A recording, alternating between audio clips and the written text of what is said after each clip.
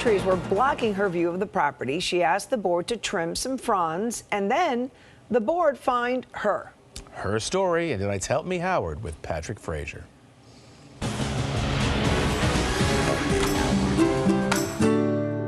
"22 years ago, Lillian walked onto the property, strolled into a condo, and was sold. Everybody would love to buy a place with a beautiful view of a pool. When Lillian looked out her kitchen window, she saw the property and the pool, and she's in the kitchen a lot. I love to cook. Then in 2019, the association decided to plant 3 palm trees below her 4th floor condo. It's right in front of my kitchen window. It's going to grow. So he said, no, it's not. Don't worry about it. It'll take 20 years. Mother Nature said, "You want to bet?"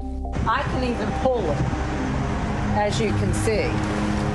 It took the palms just 6 years to grow even with her kitchen window. You can't even see out your window. You can't even see the view. For a while, Lillian says the board would allow the landscapers to trim the palm fronds to give her a partial view. Then they got a new board, and Lillian had the same request. Would they help me cut a few fronds from the palm tree?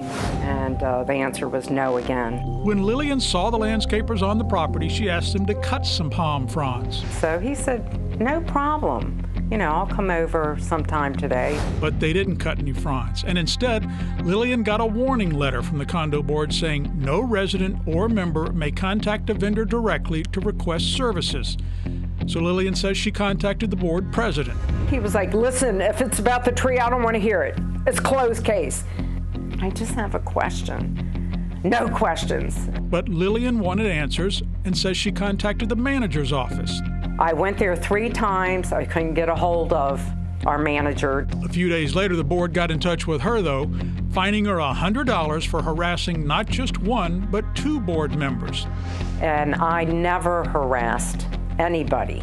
Believe me, that is not harassment, just to inquire. Even more aggravating to Lillian, the latest letter said if she brings up the palm frond issue again, she will be hit with another violation and a fine of $100 per day per occurrence.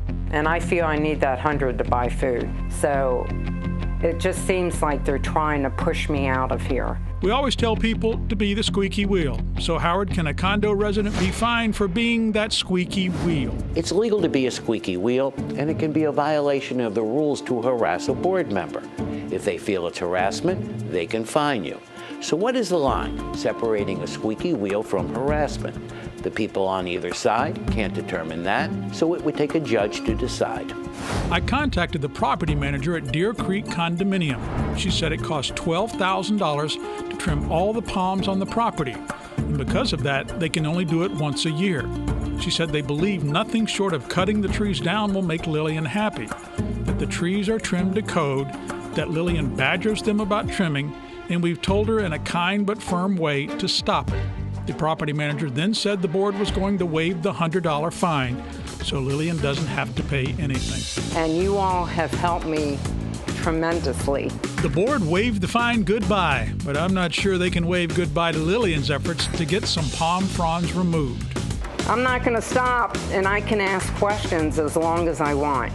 All right, Lillian. So to avoid the board considering it harassment, put your questions or requests about the palms in writing, an email or a letter. That way it's clear what was said and it avoids the face-to-face confrontation that might bother a board member or property manager. A problem uprooting your life, questioning what you should do?